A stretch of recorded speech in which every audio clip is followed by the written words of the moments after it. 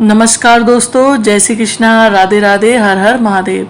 आप सभी का ब्रज दर्शन व्लॉग में स्वागत करती हूँ। आज हम जानेंगे कि भगवान शिव को धतूरा, बेलपत्र और भांग क्यों अर्पित की जाती है। इसके पीछे के रहस्य और पौराणिक महत्व जानकर आप हैरान रह जाएंगे कि भगवान शिव को बेलपत्र क्यों प्रिय है। तो चलिए इस अद्भुत यात्रा की शुरुआत करते हैं। ये जानने के लिए आप वीडियो अंत तक जरूर देखें। एक पौराणिक कथा के अनुसार जब देवताओं और असुरों के बीच अमृत की प्राप्ति के लिए समुद्र मंथन हुआ तो इस दौरान विष भी उत्पन्न हुआ। यह विष इतना भयानक था कि विष की अग्नि से 10 दिशाओं जलने लगी। तब भगवान शिव ने इस विष का पान किया ताकि इस विष से प्रकोप से सभी को बचाया जा सके। इस विष का प्रभाव इतना अधिक था कि इसके कारण भगवान शिव की गला नीला पड़ गया और वह अचेत हो गए। इस स्थिति को देखकर समस्त देव दानव चिंतित हो गए। तब भगवान शिव के सिर पर हलाहल की गर्मी को दूर करने के लिए उनके सिर पर धतूरा और भांग को रखा गया, जिससे विष शांत हुआ। माना जाता है कि तभी से भगवान शिव को भांग और धतूरा चढ़ाने की परंपरा चली आ रही है। भांग और धतूरा की प्रकृति कड़वी या फिर जहरीली होती है, जिस कारण मन में यह सवाल उठता है कि शिव जी पर ये चीज़ें क्यों अर्पित की जाती हैं। असल में भगवान शिव पर भांग को और धतूरा अर्पित करने का अर्थ यह है कि हम अपनी सभी बुराइयों जैसे मन की कड़वाहट आदि का त्याग कर रहे हैं। ऐसे में भगवान को ये चीज़ें अर्पित कर स्वयं को निर्मल करने का संकल्प लेते हैं। शिवलिंग पर धतूरा अर्पित करने के पीछे ज्योतिष कारण भी माना गया है, जिसके अनुसार धतूरे को राहु का कारक माना गया है। ऐसे में भगवान शिव पर धतूरा अर्पित करने से राहु से संबंधित दोष जैसे कालसर्प, पितृदोष आदि से भी छुटकारा मिल सकता है। जैसे कि अब सावन के सोमवार चल ही रहे हैं और इसलिए आप लोग भी शिवलिंग पर भांग और धतूरा अर्पित करके कई गुना फल प्राप्त कर सकते हैं।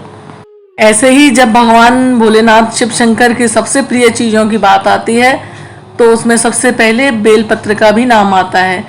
यह बात तो हम सभी जानते हैं कि बेलपत्र भगवान शिव को बेहद प्रिय है और शिवलिंग पर बेलपत्र चढ़ाए बिना पूजा को पूर्ण नहीं माना जाता।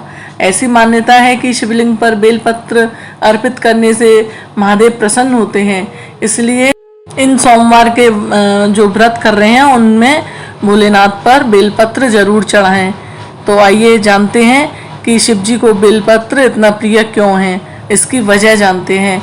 जैसे कि बेलपत्र में 3 पत्तियां एक साथ जुड़ी होती हैं, जिसको लेकर कई तरह की मान्यताएं प्रचलित हैं। इन 3 पत्तों को कहीं तो त्रिदेव जैसे कि देव, ब्रह्मा जी, विष्णु और शिव जी का, कहीं तीनों गुणों अर्थात सत्व, रज और तम, तो कहीं 3 आदि ध्वनियों जिनकी सम्मिलित गूंज से ओम बनता है तथा प्रतीक माना जाता है। वहीं बेलपत्र इन 3 पत्तियों को महादेव की 3 आँखें, महादेव के 3 नेत्र या उनके शस्त्र त्रिशूल का भी प्रतीक माना जाता है। कहते हैं कि जब समुद्र मंथन के बाद विष निकला तो भोलेनाथ शिव शंकर ने पूरी सृष्टि को बचाने के लिए ही इस विष को अपने कंठ में धारण किया था। विष के प्रभाव से उनका कंठ नीला हो गया और उनका पूरा शरीर अत्यधिक गर्म हो गया, जिसकी वजह से आसपास का वातावरण भी गर्म हो गया था। क्योंकि बेलपत्र विष के प्रभाव को कम करता है, इसलिए सभी देवी देवताओं ने शिव जी को बेलपत्र खिलाना शुरू कर दिया। बेलपत्र के साथ साथ शिव जी को शीतल रखने के लिए उन पर जल को भी अर्पित किया गया। बेलपत्र और जल के प्रभाव से भोलेनाथ के शरीर में उत्पन्न गर्मी शांत होने लगी। तभी से शिव जी पर जल और बेलपत्र चढ़ाने की प्रथा चल पड़ी। वहीं एक और अन्य कथा के अनुसार एक भील नाम का डाकू था। यह डाकू अपने परिवार का पालन पोषण करने के लिए लोगों को लूटता था। एक बार जब सावन का महीना था, भील नामक यह डाकू राहगीरों को लूटने के लिए उद्देश्य से जंगल में गया। इसके लिए वह एक वृक्ष पर चढ़कर बैठ गया। देखते ही देखते पूरा एक दिन और पूरी रात बीत जाने पर उसे कोई शिकार नहीं मिला।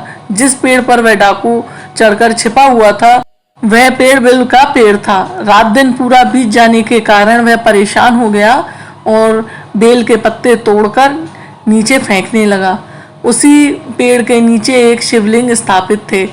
भील को जो पत्ते तोड़ तोड़ कर नीचे फेंक रहा था वे शिवलिंग पर गिर रहे थे और इस बात से भील पूरी तरह से अनजान था।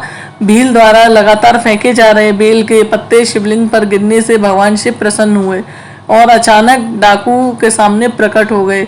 जब भोलेनाथ ने भील डाकू से वरदान मांगने के लिए कहा और भील का उद्धार किया, बस उसी दिन से भगवान शिव को बेलपत्र चढ़ाने का महत्व और अधिक बढ़ गया। जबकि पौराणिक कथा के अनुसार एक समय की बात है जब पार्वती जी ने माथे के पसीने की कुछ बूंदें मंदार पर्वत पर गिरी।